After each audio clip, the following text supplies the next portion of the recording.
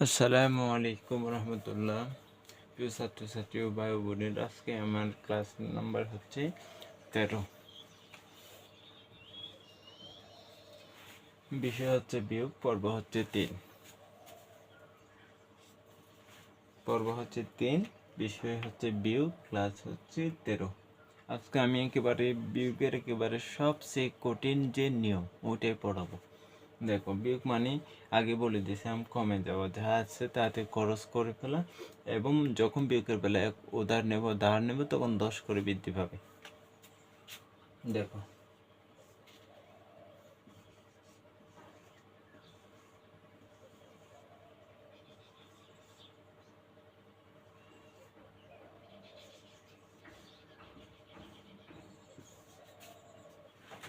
এটা কি করতে হবে? এটা বিয়োগ করতে হবে। এটা বিয়োগ করতে হবে। তাহলে উপরটাকে আমি একটা নাম দিয়েছিলাম, উপরটা হচ্ছে লব, এটা হচ্ছে লব, আর এটা হচ্ছে হর। উপরেরটা লব আর নিচেরটা হচ্ছে হর। এখন আমাকে সব সময় বড় থাকতে হবে। কোনটা? লব বড় থাকতে হবে। যদি হর বড় থাকে সেক্ষেত্রে বিয়োগ করা সম্ভব না। তাহলে আমাকে যে কোনো মূল্যে কি করতে হবে? লবটা বড় করতে হবে। আরেকটা কথা বলছিলাম, লব হচ্ছে আমি নিজেই, হর হচ্ছে দোকানদার।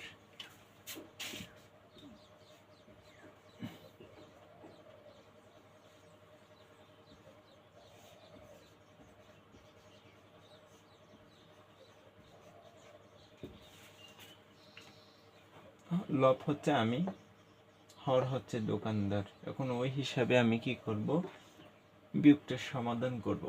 দেখো, উপরে 4 থেকে কোনো 5 বিয়োগ দেওয়া সম্ভব না। আমার 4 টাকা আছে, 4 টাকা থেকে কি 5 টাকা বিয়োগ দেওয়া সম্ভব না। 4 টাকা আছে, ওই 4 টাকা থেকে আমি দোকানে গিয়ে কি 5 টাকা খরচ করা সম্ভব না। তখন কী করব? লবটা আমাকে যে কোনো মূল্যে কী করতে হবে? বড় করতে হবে। বড় করতে হলে তো ধার নিতে হবে। এখন ধার নেব কার থেকে? ওর কাছ থেকে। ওর কাছে তো কিছু নেই। ওই লোকের কাছে 0 টাকা আছে, পকেট খালি। তখন কি ওকে উধার দিতে পারবে না? এরপরে ওর কাছে যাব। একেবারে আমি এখানে আসতে পারবো না, ধাপে ধাপে আসতে হবে। প্রথমে এর কাছে গেছি, ওর কাছে কিছু নেই, ও দিতে পারে না। এরপরে ওর কাছে যাব, ও বলতেছে আমার পকেট হচ্ছে 0, আমার কোনো টাকা নেই, আমি দিতে পারবো না। তখন কি করব? বসে থাকবো না, একেবারে এর কাছে চলে আসবো। তখন এর থেকে নিতে হবে না। এখন ওর কাছে 8 টাকা আছে, ও দিতে পারবে। এখন ওর থেকে সরাসরি আমি এটা তো উধার নিতে পারবো? ওর থেকে কি আমি সরাসরি 4-এর মধ্যে উধার নিতে পারবো? মাঝখানে দুইজন মানুষকে দেখে, দুইটার সংখ্যা বাদ দিয়ে কি সরাসরি 4-এর মধ্যে উধার নিতে পারবো? না, পারবো না। বিয়োগের যে নিয়ম আছে ওই নিয়মটাই মানতে হবে। দেখো,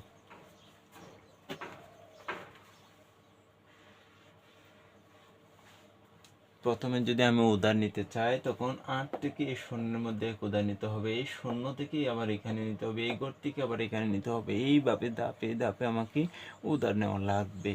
এখন দেখো, এর কাছ থেকে যখন এখানে 1 উধার নেব, 0 ছিল এখানে, এটা এখানে লিখছি। যখন 8 থেকে 0-এর মধ্যে 1 উধার নেব তখন 10 হবে। 10 হবে, বিয়োগের বেলা 10 করে বৃদ্ধি পাই। তখন এটাও যদি না বুঝি, তখন 0 0 এটা এখানে লিখছি, এর পাশে যে উদাহরণ নেবো ওই একটা বসাও। 10 হয়ে গেছে না? এই 10 থেকে আবার এখানে উদাহরণ নেবো, এটা 0 আছে না, এটা একটু উপরে লিখতেছে বোঝার জন্য। আবার এই 10 থেকে এখানে এক উদাহরণ নেবো না, তখন 0 এর আগে 1 এটা বসাবো। 10 হয়ে গেছে। 10 হয়ে গেছে না? আবার এই 10 থেকে 4-এর মধ্যে 1 উদাহরণ নেবো। এটা আছে কত? 4 আছে। 4 আছে না? 10 থেকে 4-এর মধ্যে যখন 1 উদাহরণ নেব 14 হয়ে যাবে। 4 কে এইভাবে 14 হচ্ছে, বিয়োগের বেলায় 1 উদাহরণের 10 করে বৃদ্ধি পায়। তখন যে 1 উদাহরণ নেব এটা 4-এর আগে বসাবো। 4-এর আগে কি করবো? বসাই দেবো। এখন 14 হয়েছে না? 14-র জন্য 14টা আঙ্গুল নাও।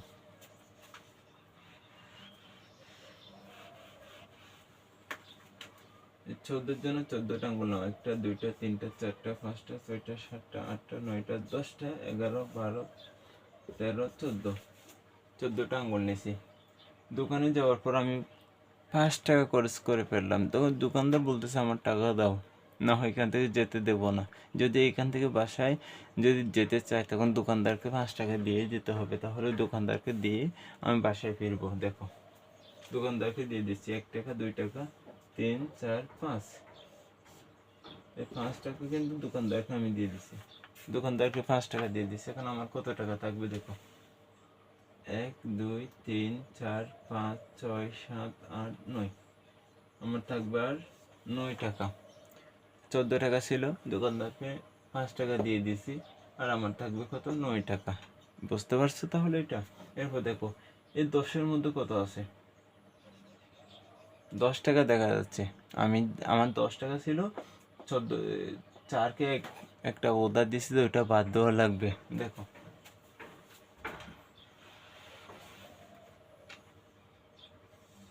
10-এর জন্য 10টা নিচ্ছি, 1, 2, 3, 4, 5, 6, 7, 8, 9, 10। 10-এর জন্য 10টা আঙ্গুল নিয়েছি। এখন কি করব আমি, এখানে কি 10 দেখা যাচ্ছে, 10 কে আছে নেই, 4কে এক উদ্ধার দিছি তো ওই একটা বাদ দেবো, ওই এটা বাদ দিয়ে দিছি, 1 টাকা বাদ দিয়ে দিছি। 4কে এক উদ্ধার দিয়েছিলাম যে ওই 1 টাকা, ওইটা বাদ দিয়ে দিছি। এখন আমার কত টাকা থাকবে দেখো, 1, 2, 3, 4, 5, 6, 7, 8, 9। আমার আর 9 টাকা আছে। 10 টাকা থেকে 4কে এক উদ্ধার দিছি তো ওইটা বাদ দিয়ে দিছি, এই জন্য। এখন 9 টাকা নিয়ে আমি দোকানে বসে আছি। দোকান থেকে আমি 2 টাকার জিনিস কে ফেললাম, নিলাম, তখন কি করতে হবে, ওই 2 টাকা বাদ দিতে হবে না, না হয় দোকানদার যদি যেতে দিবে না, তখন আমি এখান থেকে 2 টাকা বাদ দেবো। 1 টাকা, 2 টাকা বাদ দিছি, 2 টাকা, ওই 2 টাকাটাও বাদ দিয়ে দিছি। এখন আমার আর কত টাকা থাকবে দেখো, 1, 2, 3, 4, 5, 6, 7, 7 টাকা থাকবে। 7 বসাইছি, 7 টাকা ছিল, 7 বসাইছি। এখন এই 10-এর জন্য 10টা আঙ্গুল নেবো, এটার জন্য 1, 2, 3, 4, 5, 6, 7, 8, 9, 10। এই 10-এর জন্য 10টা আঙ্গুল নিছি। ওই 10 থেকে 10 টাকা থেকে শূন্যকে একটা উধার দিয়েছিলাম, ওটা বাদ দেবো, ওটা বাদ দিয়ে দিছি। এখন আমার আছে কত, 1, 2, 3, 4, 5, 6, 7, 8, 9, 9 টাকা আছে। এখন 9 টাকা থেকে দোকান যাওয়ার পর 3 টাকা খরচ করে ফেললাম। 9 টাকা ছিল, দোকানে যাওয়ার পর 3 টাকা খরচ করলাম, ওই 3 টাকা বাদ দিতে হবে, না হয় দোকানদার আমাকে আর ওইখান থেকে যেতে দিবে না, এই জন্য ওই 3 টাকাটাও বাদ দেবো। 1, 2, 3, এই 3 টাকা বাদ দিছি। এখন আমার কাছে আর কত টাকা থাকবে দেখো তো, 1 টাকা, 2, 3, 4, 5, 6 টাকা থাকবে। আমার কাছে আর 6 টাকা থাকবে।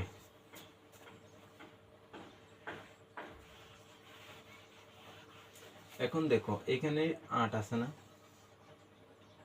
1, 2, 3, 4, 5, 6, 7, 8, এখানে 8 আছে, এখানে 8 ছিল, 8টা আঙ্গুল নিয়েছে 8-এর জন্য। এই 8টিকে তো শূন্যকে 1 উধার দিয়েছিলাম, বিপদে পড়ছিলাম, আমি দিয়েছিলাম না উধার, তাহলে 8 টাকা থেকে একটা বাদ দিতে হবে না, ওই টাকাটা আমি বাদ দিয়ে দিছি। এখন আমার কাছে আর কত টাকা থাকবে, 60 টাকা। 1, 2, 3, 4, 5, 6, 7 টাকা থাকবে। আর আমার কাছে থাকবে 60 টাকা। ওই 60 টাকা থেকে দোকানে যাওয়ার পর যে 2 টাকা খরচ করলাম, ওই 2 টাকাটা দিয়ে দেবো। 1, 2, তাহলে আমার কত টাকা থাকবে, 1, 2, 3, 4, 5, আমার আর থাকবে 5 টাকা।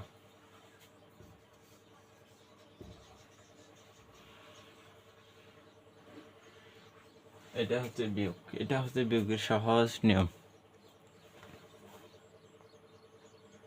এটা হচ্ছে বিয়োগের সহজ নিয়ম, আশা করি সবাই বুঝতে পারছো। আজকের ক্লাস এখানেই সমাপ্ত। আমি আরেকটা পর্ব দেবো, শুধু আরেকটা পর্ব, এটা একটু কঠিনভাবে করাবো, এরপর আমি আর পর্ব দেব না, পর্ব আপাততই শেষ। আরেকটা পর্ব দেওয়ার পর পর্ব শেষ, এরপর আমি গুণে চলে যাব। আশা করি সবাই বুঝতে পারছো। সবাইকে ধন্যবাদ জানিয়ে আজকের মতো আমি বিদায় নিচ্ছি। আসসালামু আলাইকুম রহমতুল্লাহ।